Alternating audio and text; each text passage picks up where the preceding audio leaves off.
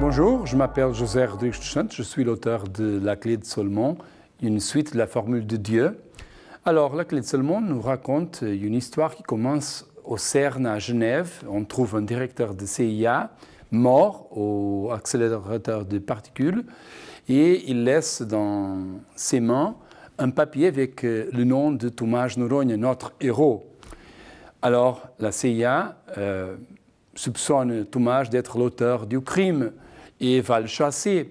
Tomàs, il doit fuir, mais il sait qu'il ne peut pas fuir toujours de la CIA, elle est trop puissante. Et alors, il doit résoudre le crime.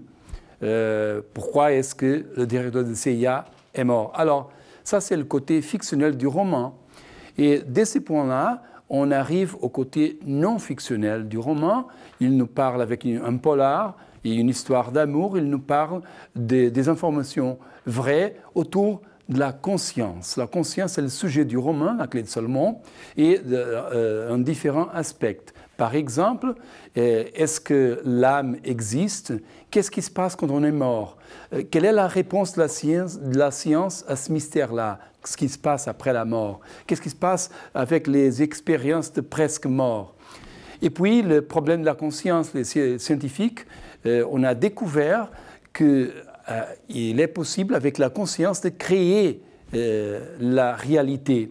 Il y a une expérience qui est au centre de ce roman, La Clé de Salomon, qui s'appelle l'expérience à double fente, qui fait cette démonstration que la conscience va créer la réalité. Einstein, il disait que le résultat de cette expérience était impossible à croire, et nonobstant, il y est. Et la conséquence de cette expérience, c'est que, comme disait Einstein, quand on ne regarde pas la Lune, elle n'existe pas.